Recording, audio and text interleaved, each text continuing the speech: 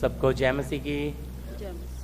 प्रभु का धन्यवाद, प्रभु ने मौका दिया है फिर से आप लोग के बीच में हम प्रभु के वचन में से सीखेंगे। जो कोई उसमें बना रहता है, किसमें? परमेश्वर में या प्रभु यीशु मसीह में। मैंने भी से इतना ही लिखा, बने रहना। हालेलुया। आपने वचन सुना होगा बहुत बार यूहन्ना शुभ समाचार का, लेकिन आज थोड़ा सा और गहराई से समझेंगे हम वचन को कि बने रहना कैसे है, कौन नहीं बने रहते। दो प्रकार के हम मनुष्यों को देखेंगे। तो वचन मेरे साथ आप निकाल लीजिए। पहला यूहन्ना उसका 3 अध्याय का 6 वचन, 6 और 7। पहला यूहन्ना 3 अध्याय का 6 और 7। 6 पढ़िएगा। जो कोई उसमें बना रहता है वह पाप नहीं करता। जो कोई पाप करता है उसने न तो उसे देखा है और न उसको जाना है। हे बालकों, किसी के भरमाने में न आना। जो धर्म के काम करता है वही उसके समान धर्मी है। प्रार्थना करते हैं। धन्यवाद स्वर्गीय पिता, प्रभु यीशु मसीह, आज के दिए हुए इस वचन के लिए। पवित्र आत्मा, आप हमारे अध्यापक, हमारे टीचर हैं। हम सबको प्रभु, बड़े छोटे सबों को आप हमें इस वचन को खोल कर सिखाएं। आप में बने रहने की उस गहरी बात को प्रभु आप हमें खोल कर दें। प्रार्थना यीशु मसीह के नाम से, आमीन। जी, लिखा है जो कोई उसमें बना रहता है वो पाप नहीं करता। सबसे बड़ी बात है प्रभु में बने रहना। तो लिखा है जो बना रहता है वो क्या नहीं करता? पाप नहीं करता। क्यों? बना रहा। अगर प्रभु में हम आ गए तो वचन और भी बोलता है ना, अब जो प्रभु में है वो क्या है? नई सृष्टि है। पुरानी बातें बीत गई। लेकिन हम आज वचन में देखेंगे 2 प्रकार की बात, 2 प्रकार के इंसानों को। लेकिन बहुत ऐसे हैं प्रभु में आ गए हैं, प्रार्थना करते हैं, सब करते हैं, लेकिन फिर भी वो प्रभु में बने नहीं रहते। उनका स्वभाव नहीं बदलता, उनकी आदत नहीं बदलती, उनके स्वभाव में कोई तब्दीली नहीं आती। क्यों? वचन के आईने में हम उन बातों को आज समझेंगे। हालेलुया। इसलिए पहला शब्द यहाँ लिखा है, जो कोई उसमें बना रहता है वो पाप नहीं करता। फिर आगे लिखा है, जो कोई पाप करता है उसने ना तो उसे देखा है और ना उसे जानता है। देखो, यानी कि अगर वो जानता कि परमेश्वर कौन है तो कभी पाप नहीं करता। यहाँ लिखा है, यूहन्ना लिख रहा है, ना तो देखा है और ना जानता है। क्योंकि अगर अपने स्वर्गीय पिता को देखा ही नहीं, जानता ही नहीं, तो उसके अंदर वो स्वभाव कभी आएगा नहीं। फिर वो प्रभु में आए हुए। हालेलुया। एक और वचन साथ में पढ़िए। देखो, इफिसी 2 का 10। फिर वापस मैं ये लेता हूं जी।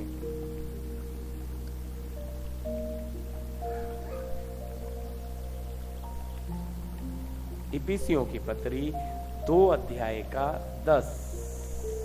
क्योंकि हम उसके बनाए हुए हैं जी, और मसीह यीशु में उन भले कामों के लिए सृजे गए जिन्हें परमेश्वर ने पहले से हमारे करने के लिए तैयार किया। जी, क्या लिखा है? क्योंकि हम उसके बनाए हुए हैं और मसीह यीशु में उन भले कामों के लिए सिरजे गए हैं, जिसे मैंने आपको बोला नई सृष्टि। तो बेशक हम अपने माता पिता के द्वारा जन्म लिया, इस पृथ्वी पे आए हैं, लेकिन हमारा नई सृष्टि किसके द्वारा बने? हम बताइए, सोच के बताइए। नई सृष्टि किसके द्वारा बने हम? है ना? अब जो मसीह में है वो नहीं, तो किसके द्वारा? यहाँ लिखा है, देखो, मसीह यीशु में उन भले कामों के लिए सिरजे गए। यानी कि एक शारीरिक जन्म हुआ, जो हमने गुण पाया आदम का, लेकिन एक मसीह यीशु में नया हुआ जिसे हम मानते आत्मिक। तो दो प्रकार के लोग आपको नजर आएंगे, लेकिन इसमें बढ़ने वाला कौन है और बढ़ता कौन नहीं है, इन बातों को देखते हुए देखो उस दृष्टांत को साथ में लेके पढ़ेंगे। पढ़िएगा मत्ती रचित सुसमाचार 13 अध्याय का 24। फिर इन वचन में वापिस आऊंगा जी, पहला यूहन्ना 3 में 6-7 में वापिस आऊंगा। हाँ जी, 13 का 24 से 30 तक है। यीशु ने उन्हें एक और दृष्टांत दिया, स्वर्ग का राज्य उस मनुष्य के समान है जिसने अपने खेत में अच्छा बीज बोया जी। पर जब लोग सो रहे थे तो उसका शत्रु आकर गेहूं के बीज, जंगली बीज बोकर चला गया जी। जब अंकुर निकले और बालें लगी तो जंगली दाने के पौधे भी दिखाई दिए। इस पर गृहस्थ के दासों ने आकर उससे कहा, हे स्वामी, क्या तूने अपने खेत में अच्छा बीज न बोया था? फिर जंगली दाने के पौधे उसमें कहाँ से आए? जी। उसने उनसे कहा, यह किसी शत्रु का काम है। दासों ने उससे कहा, क्या तेरी इच्छा है कि हम जाकर उनको बटोर ले? उसने कहा, नहीं, ऐसा न हो कि जंगली दाने पौधे बटोरते हुए तुम उनके साथ गेहूं भी उखाड़ लो। कटनी तक दोनों को एक साथ बढ़ने दो, और कटनी के समय में काटने वालों से कहूँगा कि पहले जंगली दाने के पौधे बटोर कर जलाने के लिए उनके गट्ठे बांध लो, और गेहूं को मेरे खत्ते में इकट्ठा करो। हालेलुया। ये बहुत बार आपने दृष्टांत सुना होगा। यहाँ यीशु मसीह ने जंगली बीज का एक दृष्टांत, एक अच्छा और एक खराब। तो स्वामी ने तो अच्छा बीज बोया, लेकिन उसके बैरी ने ले जाकर उसमें जंगली बीज बो दिया। अब दोनों बढ़ने लगे साथ साथ, अच्छी तरह समझना, दोनों साथ साथ बढ़ रहे हैं दोनों। फिर ये भी बोले उसके स्वामी दास जो काम करने वाले, तेरी आज्ञा है क्या निकाल दे? बोला नहीं, कहीं ऐसा ना हो कि बुरे को निकालने जाए तो अच्छा भी खराब। प्रभु की कलीसिया में भाई रहेंगे, बहुत ऐसे होंगे, लेकिन क्या नहीं होगा, जब अंकुर फूटेगा तो उन पे क्या नहीं आएगा? फल नहीं आएगा, उनमें कोई गुण, कोई तब्दीली आएगी। सालों साल बैठे रहेंगे, प्रभु में चलते रहेंगे, लेकिन है उसी में, प्रभु की खेती में, लेकिन वो उन कांटे लाएंगे, वो जलन उनमें होगी, नफरत उनमें होगी, ईर्षा उनमें होगा, लालच उनमें होगा, अभिलाषाएं। वो प्रभु में आने के बाद भी तब्दीली उनमें आने वाली नहीं है, लेकिन फिर भी प्रभु के खेत में है। बहुत ऐसे हैं प्रियो जो क्या कर रहे हैं, देखो कलीसियाओं में अन्य भाषा सिखा रहे हैं, कलीसियाओं में लोगों को क्या करो। मैं जानता हूं, एक बहन इधर भी आई थी बांद्रा की, तो वहां गई, वो उसे अन्य भाषा सिखा रहे हैं, जबकि ये वचन के बिल्कुल क्या है, खिलाफ है। प्रभु की कलीसिया में पवित्र आत्मा आया हम एक एक को बनाने। हालेलुया। किसान का काम क्या था? खाली बीज डाल देना, बढ़ाना और उसे उगाना किसका काम है? परमेश्वर का ना। तो इसी तरह कलीसिया में आया, लेकिन सेवक का काम आत्मिक भोजन देना। अब वो अंदर काम करना किसका काम है? पवित्र आत्मा, परमेश्वर का। लेकिन यहाँ इंसान अभी खुद ही परमेश्वर बन के क्या करने लगे, और लोगों के अंदर देखो जंगली जो बीज है उनका स्वभाव क्या है, वो क्यों आए कलीसिया में? उन्हें नौकरी मिल जाए, चंगाई मिल जाए, बच्चे हो जाएं, वो अपने स्वार्थ के लिए आए। नहीं हुआ तो 2-3 साल के बाद छोड़ के चले जाते हैं। कुछ 5 साल रहते हैं, कुछ 10 साल रहते हैं, कुछ परेशान होके चले, क्योंकि उनकी इच्छाएं पूरी हुई। वो अपने लिए आए थे, वो अपने बनाने वाले के लिए आए नहीं थे, इसलिए उन्होंने अपना वो जंगली स्वभाव भी प्रकट किया है। यीशु मसीह कहते हैं कि तुम उनके फलों से ही उनको पहचान लोगे। तो यानी कि उनका स्वभाव बदला क्यों नहीं? क्योंकि ना तो उन्होंने प्रभु को देखा और ना जाना। वापिस आ जाइए, पहला यूहन्ना 3:6 समझते हुए। पहला यूहन्ना, हाँ, जो कोई उसमें बना रहता है, जो कोई उसमें बना रहता है वह पाप नहीं करता, वो पाप नहीं करता। अभी अच्छा बीज क्या है? फल लाया है। तो देखो बात आती है कि परमेश्वर में, प्रभु में बने रहना, बढ़ाने वाला वही है। अब यहाँ पे एक सवाल और आता है, फिर उसे प्रभु ने रखा क्यों जंगली को बीच में? जंगली को रखा क्यों है? प्रभु का प्यार देखिए प्रियो, प्रभु ने उड़ाऊ पुत्र सब कुछ बर्बाद करके इंतजार करता रहा, शायद ये क्या करेगा? पश्चाताप करेगा, ये मन फिर आएगा। तो इसलिए बहुत आए, हो सकता है आज भी कलीसिया में, क्योंकि हम क्या नहीं कर सकते। प्रभु बोलता है स्वामी नहीं नहीं ऐसा मत करो, उखाड़ो मत, कहीं अच्छे के साथ बुरे के साथ अच्छा भी खराब ना हो जाए। क्योंकि बीज को देखने से, वो अंकुर को देखने से पता नहीं लग रहा कौन सा सही है और कौन सा, लेकिन कहता है मैं जगत के अंत में अपने आप क्या करूंगा? कटनी के समय काटने वालों को कहूंगा, काटने वाले को क्या, जंगली को क्या कर दो? नरक में जलाने के लिए, और अच्छे को मेरे खाते में। तो कलीसिया में आने के बाद हमें नहीं पता कौन प्रभु का चुना हुआ है और कौन नहीं, हम न्याय नहीं कर सकते। लेकिन धीरे धीरे उनके फल, उनके जीवन उस बात को प्रकट कर देंगे, हमें उसमें कोई संदेह नहीं है। कलीसिया सर्वशक्तिमान की है, ये खेती, ये संसार प्रभु का है। प्रभु ने अच्छे और बुरे दोनों को मौका दिया है। देखो उड़ाऊ पुत्र जब सब कुछ बर्बाद करके, तब तो लगा नहीं था वो लौट कर आएगा, लेकिन जब वो अपने आपे में आया तो उसके अंदर पाप में पड़ा था, तभी क्या आया? हो सकता है हम कलीसिया में कई सालों से भाई आ रहा हो, बहन आ रही हो, उनमें आदत ना बदली हो, उनका गाली देने का स्वभाव, जलन करने का, लालच का, लेकिन याद रखना हम न्याय कर नहीं सकते, हम इंतजार करना है प्रभु के समय का। उड़ाऊ पुत्र को उस समय तो लगा देखो उसने क्या किया है, गलत किया है, लेकिन जब पश्चाताप करके लौट कर आ रहा है तो पूरा जाके अय्यासी करके, पाप में, गंदगी में खेल के, जब वो अपने आपे में आया, अब सालों लग गए होंगे, संपत्ति भी उसने हिस्सा खत्म किया, तब वहां अकाल आया, समस्याएं आई, वो पूरा टूट गया, सब बर्बाद हो गया। तब वो वहां सुअर की चरनी में बैठ के उनका झूठा खा रहा, तब अपने आपे में आया। एक समय आता है प्रभु में, कलीसिया में बहन भाई आ रहे हैं, लेकिन ना तो उनका स्वभाव बदलता है, ना उनकी आदत बदलती है, क्योंकि समय आया नहीं है।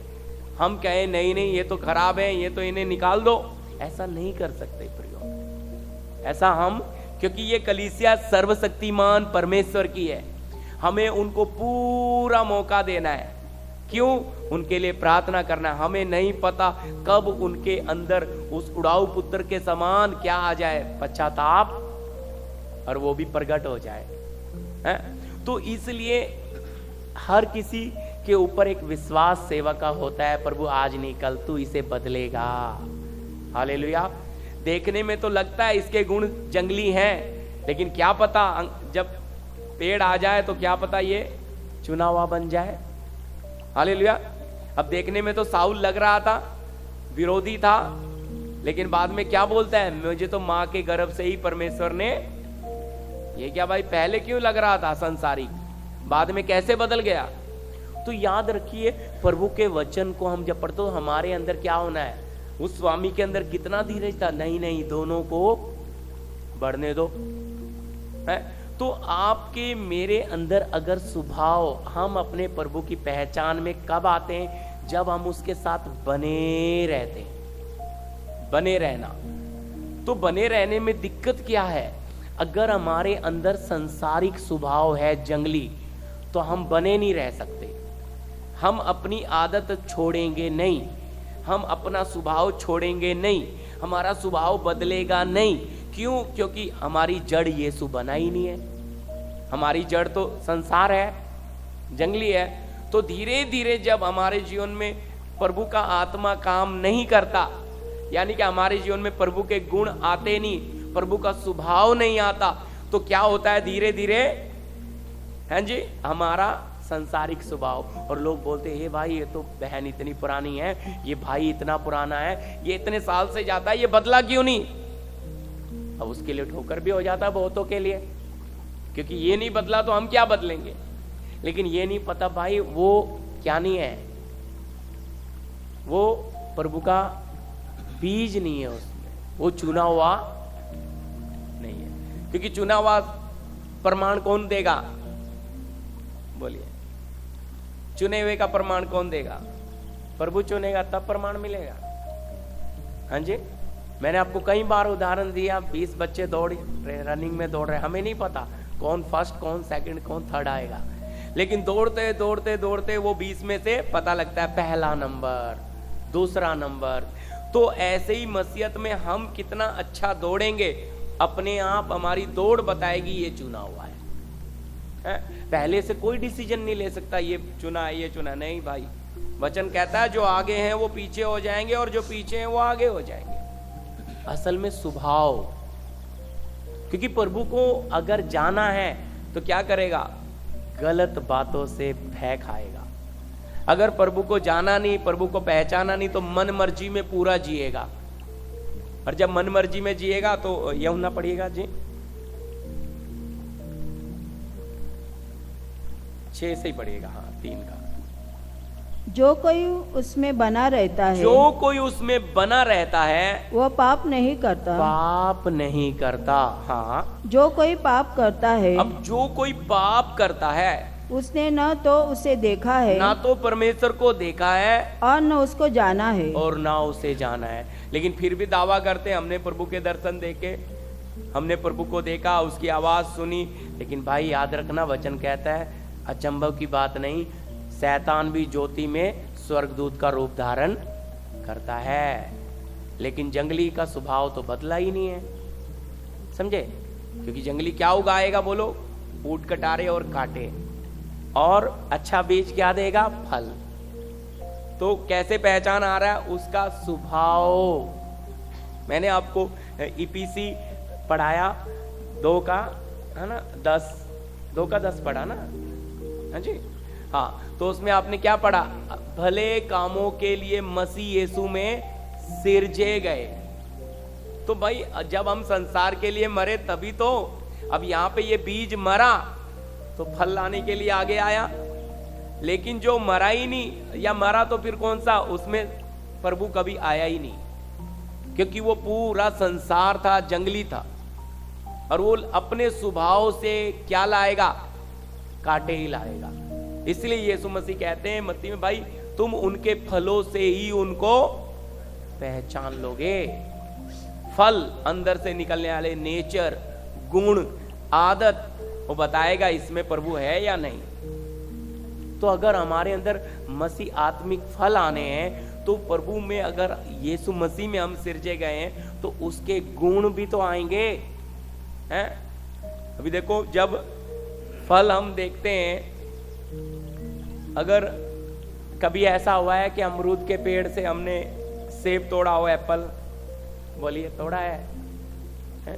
आम के पेड़ से हमने चीकू तोड़ा है? होता है कभी ऐसा? नहीं होता। फिर इसी प्रकार एक सही मसीह के अंदर आत्मिक फल होंगे, और एक जंगली जो होगा उसमें संसार अपने आप कांटे होंगे, जलन भरी होगी, नफरत भरी होगी, लालच भरा होगा। उसका स्वभाव नहीं बदल रहा, क्योंकि है कलीसिया में ही है। और इसीलिए प्रभु आगे पढ़ के वो दृष्टांत में क्लियर कर रहा है कि जगत क्या करूंगा, जगत के अंत में उसे अलग करूंगा। और उसे किसके लिए काम ला रहा है? जलाने। वो पक्का नरक में ही जा रहा है।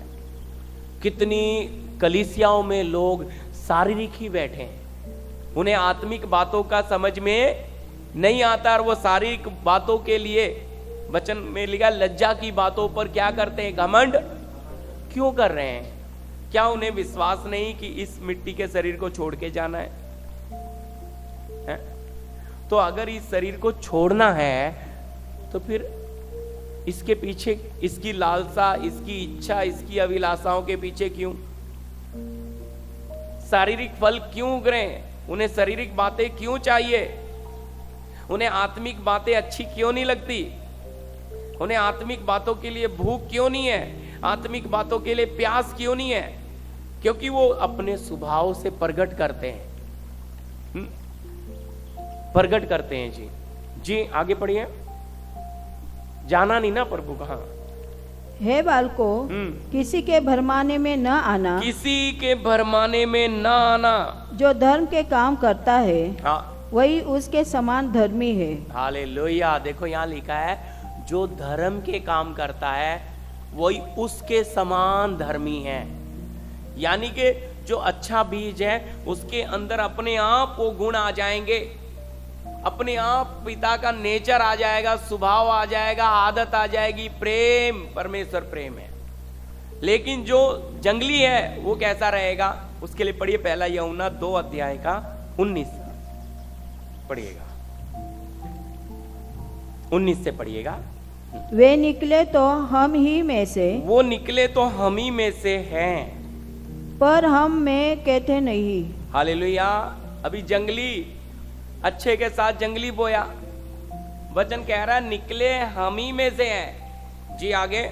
क्योंकि यदि वे हम में के होते, हाँ, यदि वो हम में के होते तो हमारे साथ रहते, तो हमारे साथ रहते। पर निकल इसलिए गए, निकल इसलिए गए कि यह प्रकट हो कि यह प्रकट हो कि वे सब हम में के नहीं है। वो हम में के नहीं है। अच्छी तरह समझना, जंगली और अच्छा बीज, 2 बीज आपके सामने रखे हैं। अब निकल क्यों गए? क्योंकि वो उसमें से आगे पढ़िए, इस पढ़ के लाइन जी। वे निकले तो हम ही में से, हाँ, पर हम में के थे नहीं। हाँ, क्योंकि यदि वे हम में के होते तो हमारे साथ रहते। बस रुक जाइए। क्या लिखा है? यदि वो हम में से होते तो कहाँ रहते? हमारे साथ। अब इस पे बहुत प्रकार का लोग वचन देते हैं, ठीक है, लेकिन आप असल में इस बात को समझना, जब प्रभु ने दोनों खेत में दोनों प्रकार का बीज बो दिया है तो जो असली वाला नहीं है उसे तो निकालना ही पड़ेगा। वो प्रभु के राज्य में, प्रभु के खाते में जंगली जाएगा नहीं, जाएगा अच्छे वाला ही। फिर इसे साथ में क्यों रखा? क्योंकि समय आएगा तब पिता बोलता है मैं काटने वालों को कहूंगा इनको अलग किधर कर दो। हाँ, क्या कर दें? हाँ, ध्यान दीजिए, मेरी तरफ देखोगे तो अच्छा रहता है, मुझे भी अच्छा लगेगा। हालेलुया। हाँ जी, निकले तो हम ही में से, पर हम में के थे नहीं। क्यों निकल गए? तो ये छटाई कौन कर रहा है? वचन में हम पढ़ते हैं स्वर्गदूत है। खेत संसार है, कटनी जगत का अंत है, काटने वाले स्वर्गदूत हैं, मनुष्य नहीं है। हम किसी का न्याय नहीं कर सकते। तो प्रभु की कलीसिया में बुरा भी है, अच्छा भी है, हमें दोनों को सींचना है, लेकिन अंत बता देगा, उसके फल उसको बताएंगे, उसके गुण। इसलिए बहुत लोग हम मन में सोचते हैं भाई ठोकर मत खाओ, कि वो तो बदल नहीं रहा, उसको छोड़ दो, आप अपना जीवन देखें। क्योंकि दूसरे को देखकर हम ठोकर खाएंगे। हम किसको देखें? हम अपने बनाने वाले यीशु को देखें। हमारे लिए हमारा यीशु पद चिन्ह है, वो कैसे हमें चलना और बता कर गया।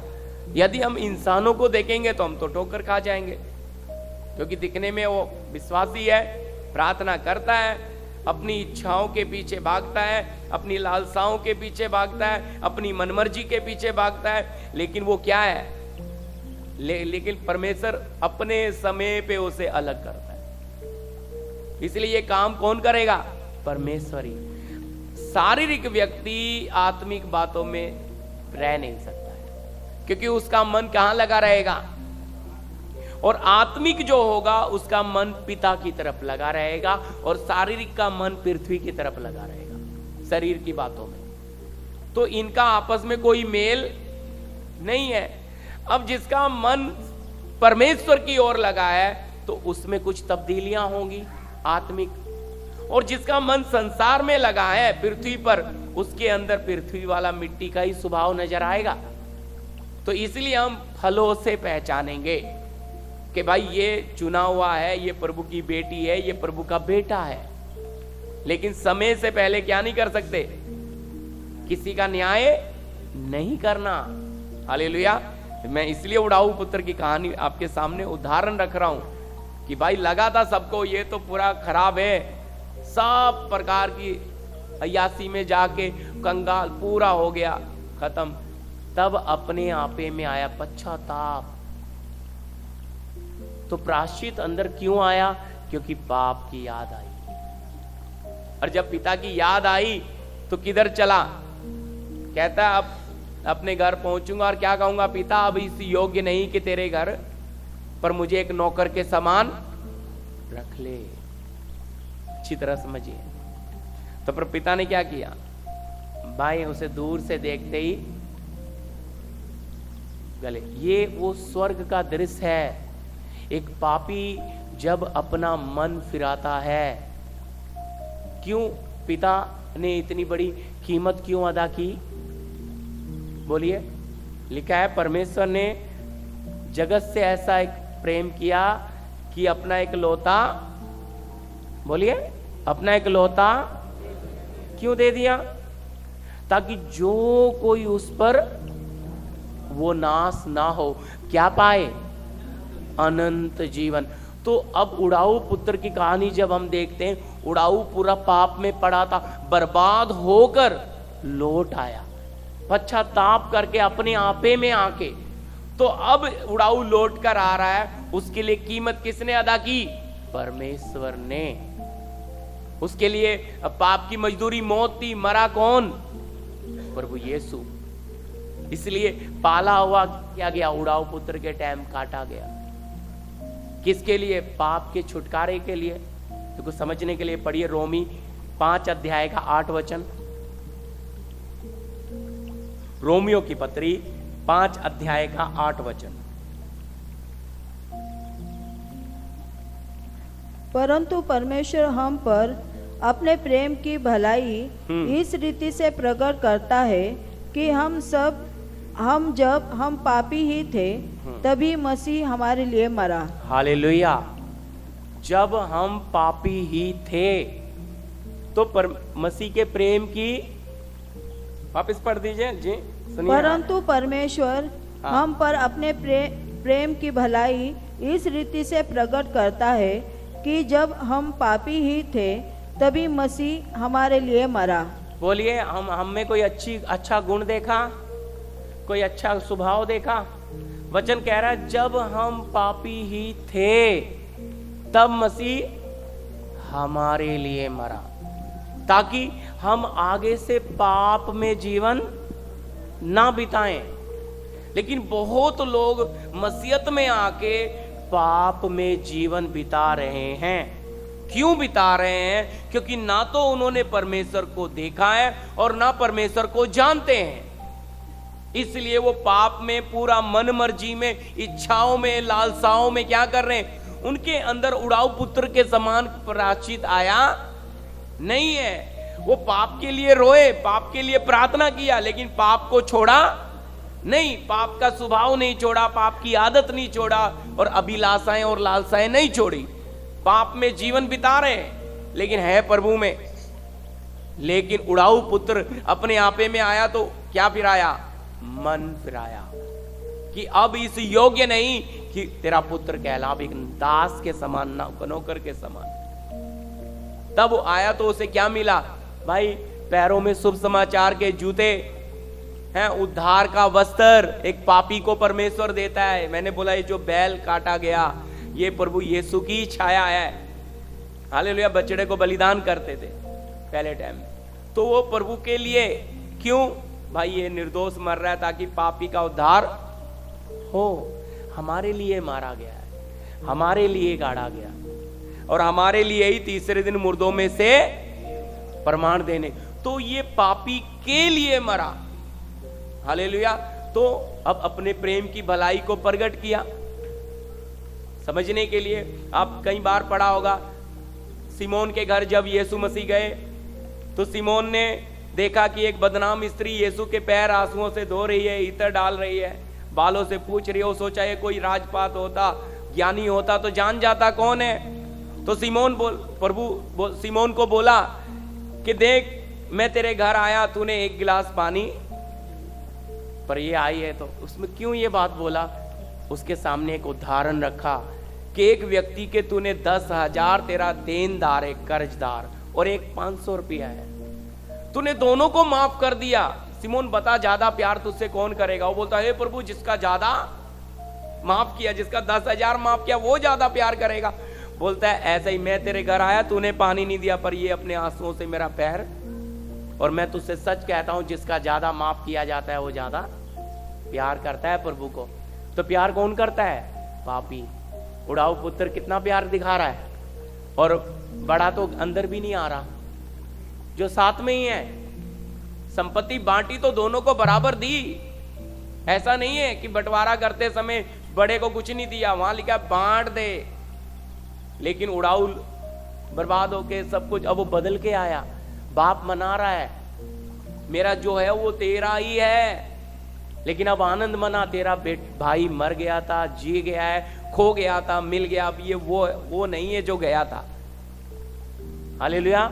ये संपत्ति के लिए नहीं आया, अब ये मेरे लिए आया, प्यार, ये बदल कर आया है। तो असल में वो स्वभाव, अब एक व्यक्ति जब पाप के लिए प्रायश्चित कर लेता है फिर वो मर जाना पसंद करेगा, पाप करेगा नहीं। पहला यूहन्ना 5:18, माफ कीजिए मत्ती पढ़ा हमने, मत्ती 16:4 पढ़ा, हाँ मत्ती 16:4 भी पढ़ दीजिए। मत्ती रचित शुभ समाचार 16:4।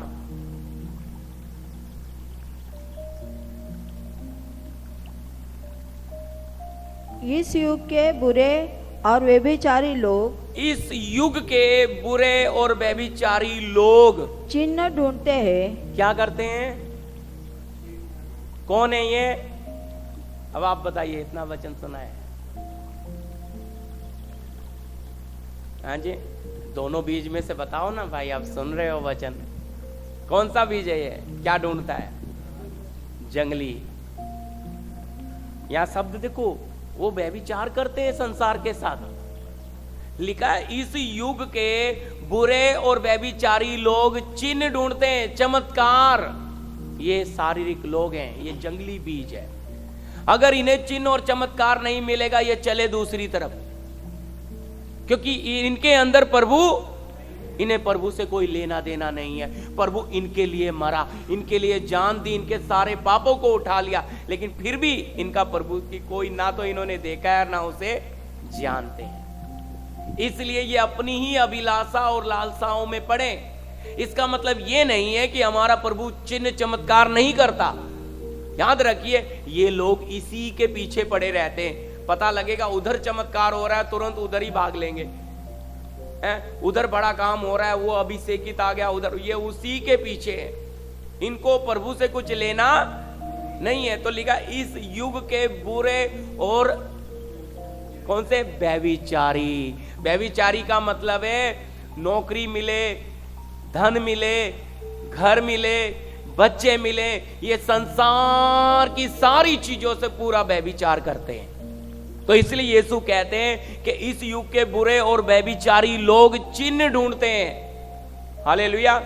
मैं आगे की बात में नहीं जाना चाह रहा कि योना जो 3 दिन और 3 रात मछली के पेट में रहा, लेकिन उस बात को बस मैं समझाना चाह रहा हूं कि भाई ये जो जंगली है ये चिन्ह चमत्कार को ही नमस्कार करते हैं। इनको अपना बनाने वाले से कोई लेना देना।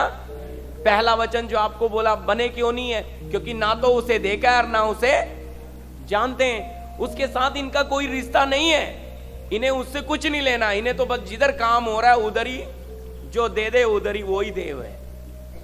इन्हें अपना सर उधर ही झुकाना है जिधर इनका काम, और जहां इनको डंडे पड़े। अब बाप है भाई, पिता प्यार करता है तो क्या भी करता है, ताड़ना भी, और पुत्र बनाया तो क्या भी लगाता है, कोड़े भी। वचन कहता है ऐसा कौन सा बाप है जो ताड़ना ना करे? और यदि तुम्हारे शारीरिक माता पिता करते हैं, तुमने बर्दाश्त किया, तो आत्मिक पिता का क्यों नहीं करना, बढ़कर करना है। तो हमारे लाभ के लिए, भले के लिए, कि हम जीवन को पाएं। हालेलुया, युगान युग।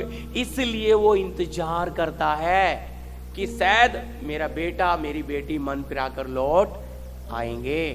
इसलिए हमें बहुत ऐसे मिलेंगे जो क्या करेंगे, अपनी इच्छाओं के ही पीछे चलेंगे। लेकिन हमें उनसे प्यार करना, ये नहीं क्या मालूम कब कौन मन फिराकर लौट आए, क्योंकि बीज देखते समय उखाड़ा नहीं, उसको बोला दोनों को बढ़ने दो। इनके नेचर ही बता देंगे कौन सा कहां जाने वाला है। तो इसलिए प्रभु ने रखा है, ये प्रभु की योजना है प्रियो जी। ये भी पढ़िया जो बोला आपको, यूहन्ना 5:18, यूहन्ना पहला यूहन्ना 5:18 जी, पहला यूहन्ना 5:18। हम जानते हैं जी कि जो कोई परमेश्वर से उत्पन्न हुआ है, हाँ लिखा है, हम जानते हैं कि जो कोई, हालेलुया, किससे,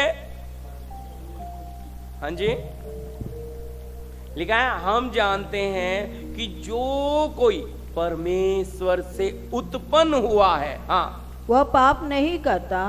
पाप नहीं करता। पाप नहीं करता का मतलब बताइए।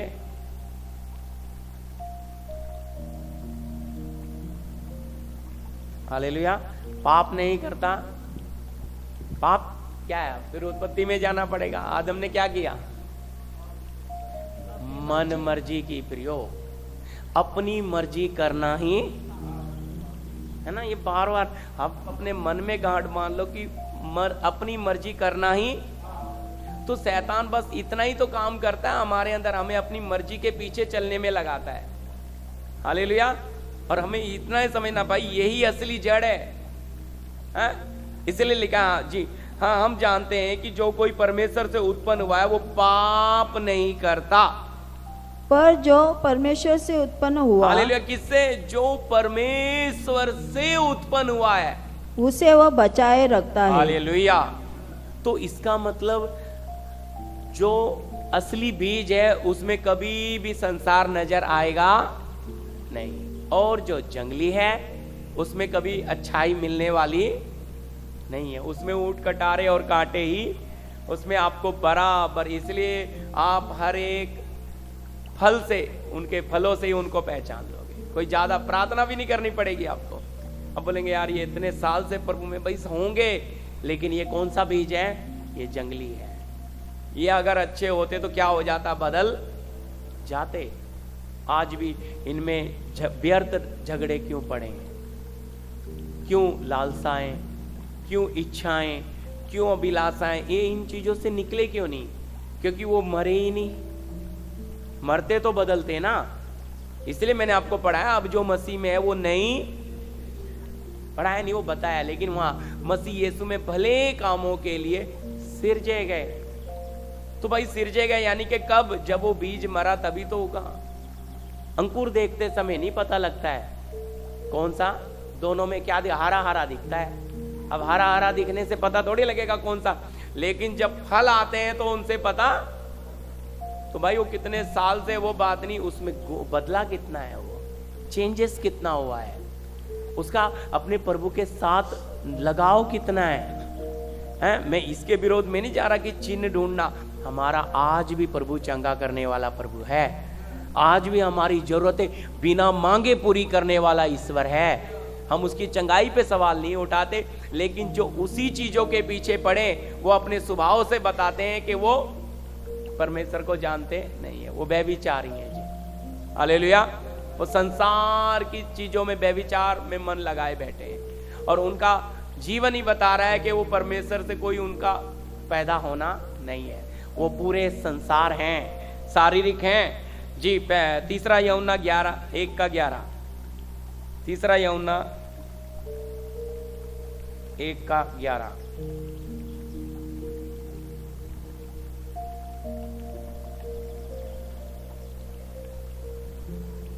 हे प्रियो, बुराई के नहीं पर भलाई के अनुयायी हो। बुराई के नहीं पर भलाई के अनुयायी हो। मतलब, हाँ जी, इसका मतलब क्या है?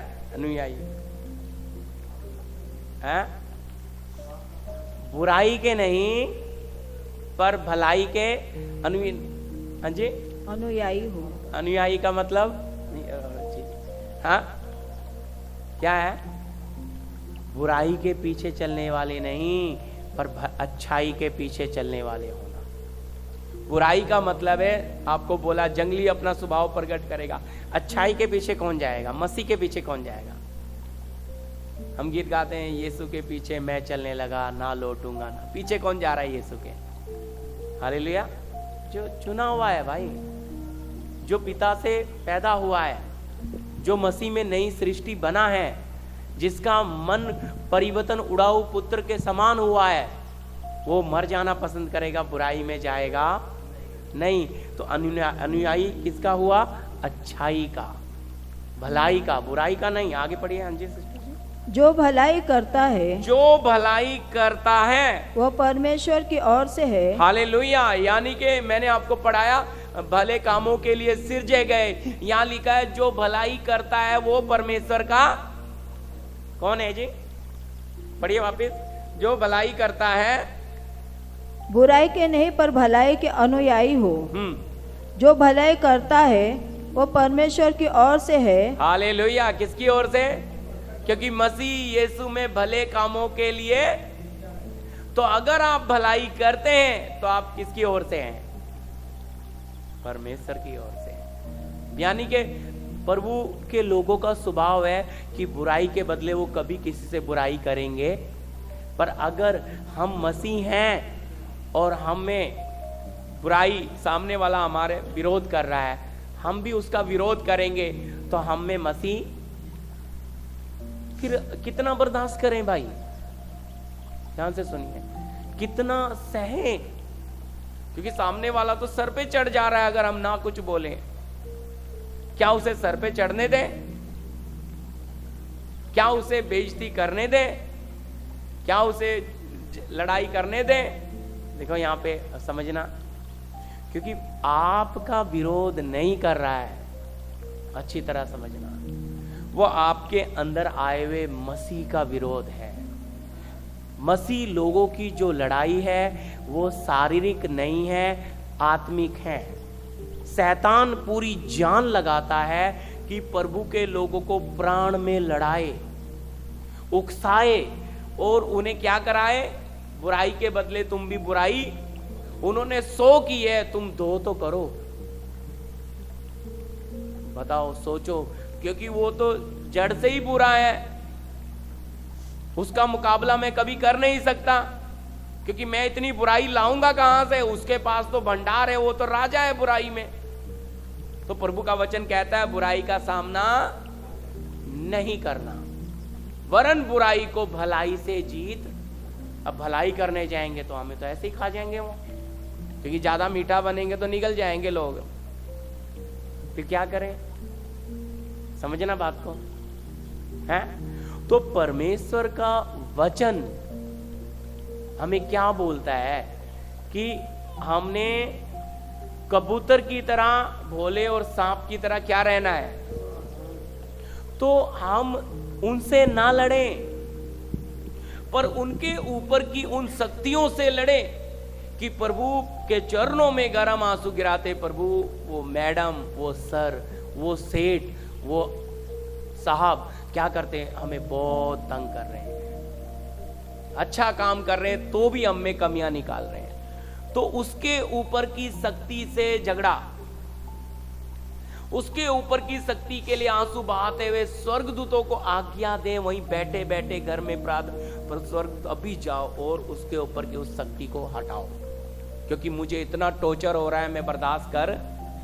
लेकिन हम क्या करते हैं? हम आत्मिक हथियार छोड़ के शरीर में आ जाते हैं, और शरीर में आने के बाद हमें पता ही नहीं लग रहा वो इंसान अच्छा है।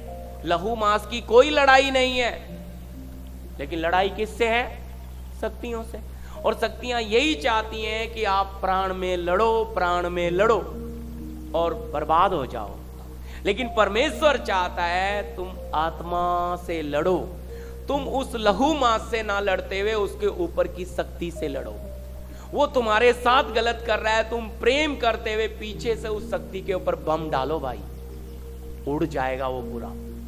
उसकी उस शक्ति, उसकी शांति उड़ जाएगी झूठी, वो बेचैन हो जाएगा है। वो जितना आपको परेशान करेगा उससे डबल टिबल वो हो जाएगा। ये हमारा परमेश्वर की, ये है आत्मिक लड़ाई। लेकिन आप क्या करते हैं? या मैं नहीं कह रहा, वचन कह रहा है, बुराई को किससे कहेंगे जी? ना ना कितना सहे, पर पास्टर जी नहीं जी, शक्ति से तो लड़ना किससे? 2 झापड़ मार के उसको ठीक कर लेते हैं तुरंत हैं, तो पुलिस में ले जाके अंदर डाल के तो डंडा पड़वा देते। भाई उसमें और नफरत आ जाएगी। 4 शक्ति बैठी थी, 10 और बैठ जाएंगी।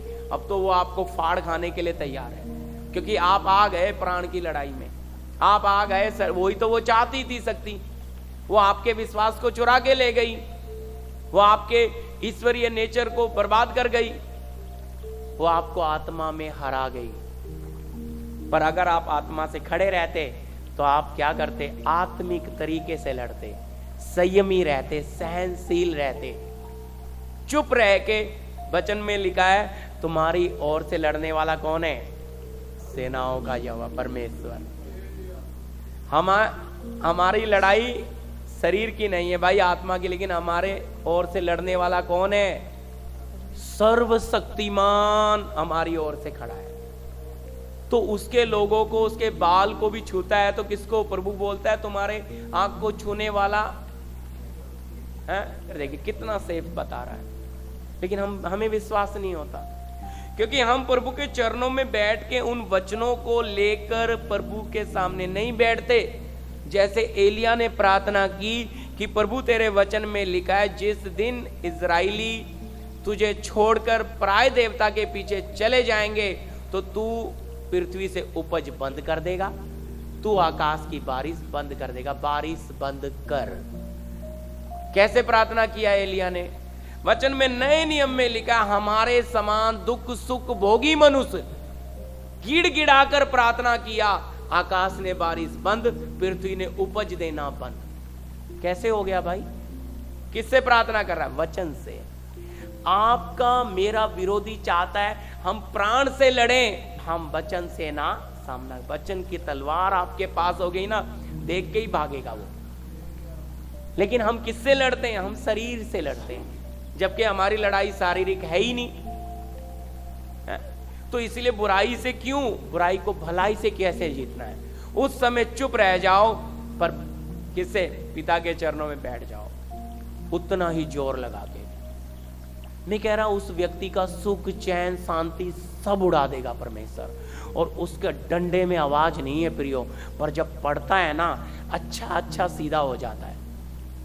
अच्छे से अच्छे, टेढ़े से टेढ़े कैसे हो जाते हैं? और उसके लाठी से। तो इसलिए हम किसी को अपनी ताकत से सुधार नहीं सकते। तो इसलिए वचन साफ कहता है भाई क्या ना करें। हाँ जी, हाँ वापिस पढ़ दीजिए। हे प्रिय, बुराई के नहीं पर भलाई के अनुयायी हो। हाँ, अच्छाई के अनुयायी हो। हाँ, जो भलाई करता है, जो भलाई करता है वो परमेश्वर की ओर से है। हालेलुया। तब हम पे एक छाप लगेगी, ये प्रभु के लोग हैं, ये मसीह लोग हैं। हाँ जी। पर जो बुराई करता है, परंतु जो बुराई करता है उसने परमेश्वर को नहीं देखा। हालेलुया। यहाँ फिर से लिख दिया, उसने परमेश्वर को देखा ही नहीं। अब जंगली थोड़े अच्छा फल ला सकता है? बोलो ला सकता है क्या? वो कभी नहीं लाएगा प्रियो, क्योंकि वो अपने स्वभाव में वही है, उसने परमेश्वर को देखा नहीं, जाना नहीं। हाँ जी। पहला यूहन्ना 2:4 जी। समय हो रहा है, मैं जल्दी हो गया, मुझे पता है। जो कोई यह कहता है, जो कोई ये कहता है, हम पढ़ रहे हैं पहला यूहन्ना 2:4। हाँ जी, सही पढ़े हैं जी। जो कोई यह कहता है, जो कोई ये कहता है, मैं उसे जान गया हूँ, मैं उसे जान गया हूँ, और उसकी आज्ञाओं को नहीं मानता, और प्रभु की आज्ञाओं को मानता नहीं है, वो झूठा है। भाई वो बिल्कुल, मैं नहीं कह रहा, वचन कह रहा है। हम मुंह से कहा हम प्रभु को जानते हैं, हम प्रभु अच्छा है, लेकिन उसकी आज्ञाओं को मानते, वो जो चाहता है हमसे वो हम करते, लेकिन हम कहते हैं हालेलुया हम प्रभु को जानते हैं। झूठा है भाई, मैं नहीं, वचन नीचे कह रहा है, वो झूठा है, क्योंकि वो पिता की आज्ञाओं में चलता, वो अपनी मन मर्जी छोड़ता नहीं, और मन मर्जी करना पाप है। हालेलुया। तो यानी कि वो क्या नहीं किया, न पिता को देखा है और न जानता है, पाप में जीवन व्यतीत कर रहा है। लेकिन हम उनसे नफरत नहीं करना है, प्रेम करते हुए प्रेयर करना है। क्या मालूम, मैं फिर से कहता हूं, उड़ाऊ के समान वो भी बदल जाए। एक आशा रखें कि प्रभु क्या मालूम ये प्रायश्चित करके लौट आए।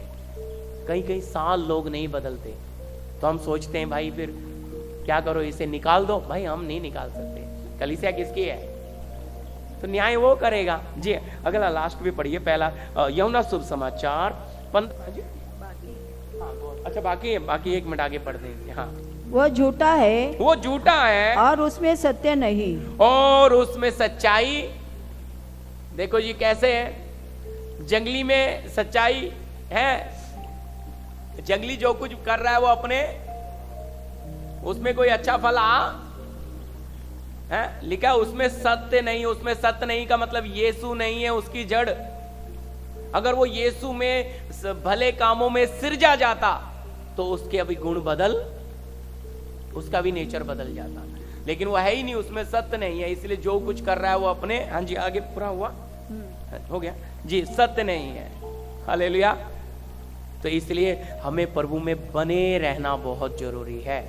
इस बार आप बोलेंगे मैंने भजन से यूहन्ना 15 नहीं लिया, वो बहुत बार सीखा है। ये बात अभी जो से इसमें मेन बात ये बने रहने में, कौन सा बीज बना नहीं रहता और कौन सा बना रहता है। और जो बना रहता है उसमें तब्दीलियां आती, और जो बना नहीं रहता क्योंकि वो जंगली है भाई, वो प्रभु में बातों में कभी आएगा ही, लेकिन फिर भी प्रभु ने कैसे रखा है, साथ में रखा है, तो चलना पड़ेगा, तकलीफ होती है। हाँ, यूहन्ना शुभ समाचार 6 अध्याय का 56, यही है बने रहने वाली बात। मैं लास्ट कर रहा हूं जी। जो मेरा मांस खाता, जो मेरा मांस खाता और मेरा लहू पीता है, और मेरा लहू पीता है, वो मुझ में स्थिर बना रहता वो है, मुझ में स्थिर बना रहता है, और मैं उसमें, और मैं उसमें। हालेलुया। क्या लिखा है, अब प्रभु हम में कैसे बना रहता है, लिखा है जो मेरा मांस खाता है। प्रभु का मांस क्या है, बोलिए बोलिए क्या। हाँ, क्योंकि बहुत लोग सोचते हैं ना प्रभु भोज है, वो तो उसकी याद में हम हमेशा कि हमारे लिए एक देह तोड़ी गई, लेकिन असल में प्रभु का वचन ही उसका मांस है। तो ये वचन जो खाता है उसमें अनंत जीवन। हालेलुया। मांस खाता है वास्तव में, आगे लिखा है खाता है, वो मेरा लहू पीता है, वो मुझ में स्थिर बना रहता है। कैसे बना है, स्थिर का मतलब है उसको कोई हिला नहीं सकता प्रियो। हालेलुया। क्योंकि वो क्या है, प्रभु में पूरी तरह से बना हुआ है। आज बहुत प्रभु के लोगों में दिक्कत है कि वो वचन पढ़ते, वचन को खाते, वचन उनका आत्मिक भोजन है ही नहीं। उनको जो पास्टर से मिल गया, जो यूट्यूब पे सुन लिया, थोड़ा अध्याय पढ़ लिया, वचन को मनन करना, उस पर आंसू गिराना, वचन से तसल्ली पाना, वचन से पिता बात कर रहा है, ये चीजें बहुत कम लोगों में होती जा रही है, क्योंकि समय नहीं है लोगों के पास। वो सोचते हैं बस पास्टर पकाए और हमें खिला दे, हम खुद से कुछ भी। ऐसा नहीं है भाई। एक दिन इधर खाते हो पर 6 दिन आप घर पे भी खाओ, तभी तो हष्ट पुष्ट दिखेंगे। और इसको खाने की विधि मैंने सिखाई है आपको कि कड़वे साग पात, यानी कि दुख में खाया जाता है वचन। जब आप तकलीफों में हो तब इसका स्वाद बड़ा मिलता है। जब आप आनंदित हो तो गीत गाओ, स्तुति करो, लेकिन जब आप तकलीफों में हैं, वचन से पिता बात करता है, आपको तसल्ली मिलती है कि नहीं प्रभु धन्यवाद, तूने वचन से, वचन पढ़ते ही तसल्ली अंदर आ जाती है। तो इसलिए जो इसे खाता है वो उसमें स्थिर, यानी कि फिर समस्या उसे हिला नहीं सकती।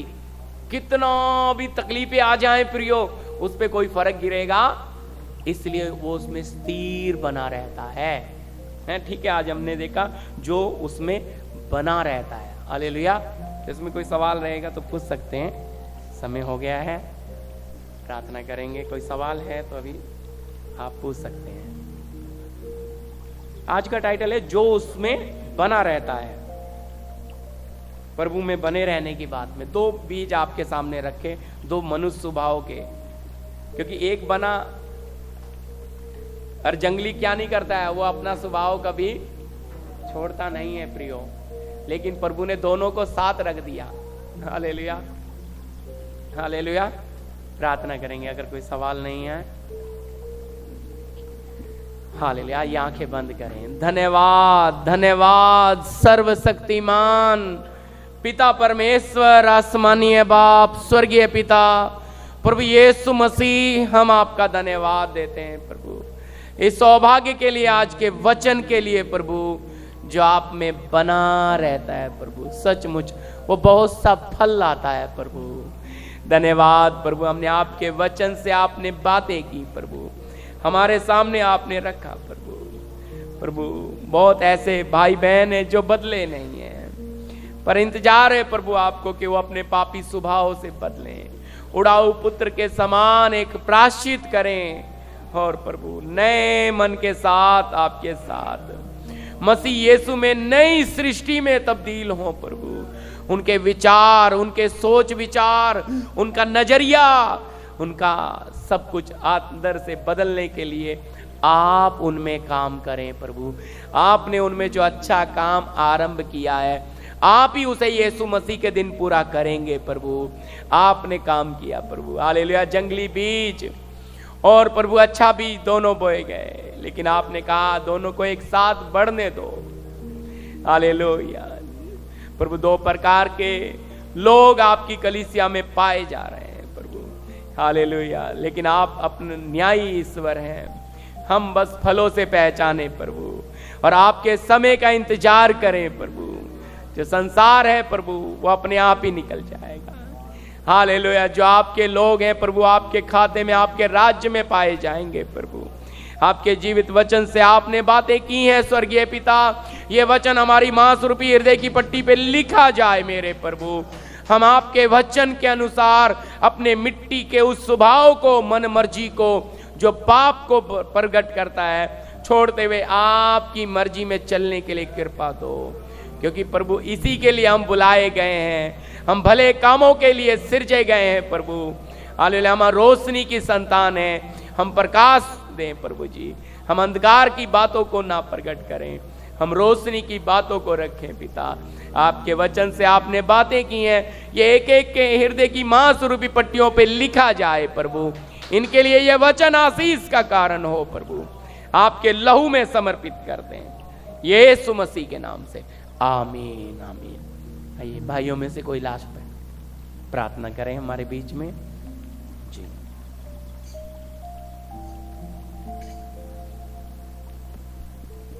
धन्यवाद, धन्यवाद सर्वशक्तिमान परमेश्वर पिताजी, हम आपको धन्यवाद देते हैं इस मौके के लिए, सौभाग्य के लिए प्रभु। धन्यवाद देते हैं प्रभु। सच में प्रभु आपने वचन के भेद को, रहस्य को प्रकट किया, अपने दास के ऊपर खुलकर प्रभु बातें किया प्रभु। इसके लिए धन्यवाद देते हैं प्रभु। प्रभु हमने सीखा जो कोई प्रभु आप पे बना नहीं रहता प्रभु, प्रभु उसके अंदर पिता नहीं रहता है प्रभु। प्रभु आप में बने रहने के लिए प्रभु हम प्रार्थना करते हैं कि प्रभु प्रभु दिन प्रतिदिन कैसे भी परिस्थिति कैसी न हो प्रभु, चाहे दुख हो सुख हो प्रभु, कैसे भी दिन गुजरे प्रभु, केवल आप में बने रहने के लिए प्रभु आप सहायता करें प्रभु। हमारे अंदर जंगली बीज नहीं है प्रभु, प्रभु हमारे अंदर अविनाशी बीज, स्वर्ग का बीज है प्रभु। आपका बीज हमारे अंदर है प्रभु, वो आपकी ओर खींचने पाए प्रभु। दिन प्रतिदिन आप में चलने के लिए पवित्र आत्मा आप सहायता करें प्रभु। प्रभु अयूब के अंदर आपका बीज था प्रभु, सद्रक में से अबेदनगो के अंदर प्रभु आपका बीज था, आपके चेलों के अंदर आपका बीज था प्रभु। प्रभु आपसे दूर जाने नहीं दिया प्रभु, आपका बीज हमारे अंदर, हम सबों के अंदर है प्रभु। प्रभु ये बीज आपसे दूर ही ना होने पाए प्रभु जी। दिन प्रतिदिन आप में और जीवन बिताने के लिए प्रभु आप सहायता मदद करें प्रभु। भले ही दिन दुख में गुजरे चाहे सुख में गुजरे प्रभु, केवल आपके ऊपर ही ध्यान लगाने के लिए प्रभु आप सहायता करें प्रभु। प्रभु आपने हमें कबूतर के समान ऊपर देखने के लिए बनाया है खुदा। हमारी जरूरत आपकी ओर से आती है प्रभु। धन्यवाद देते हैं प्रभु, आप अपने दास को लेकर इस्तेमाल किया, बड़ी गहरी बातों को खोल कर दिया प्रभु, इसके लिए धन्यवाद देते हैं। यहाँ पे बैठे हुए एक एक को आत्मा प्राण शरीर को आपके हाथों में सौंपते हैं प्रभु। जो वचन सुनना गया प्रभु दिन प्रतिदिन हमारे अंदर बढ़ने के लिए प्रार्थना करते हैं प्रभु।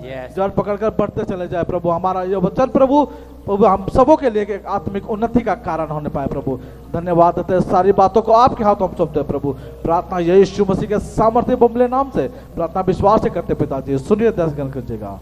आमीन आमीन आमीन आमीन। हालेलुया। अब पिता का प्रेम, पुत्र का अनुग्रह, पवित्र आत्मा की सहभागिता, संगति हमारे साथ तमाम संत लोग के साथ प्रभु यीशु के दूसरे आगमन तक होता रहे। आमीन। सबको जय मसीह की जी।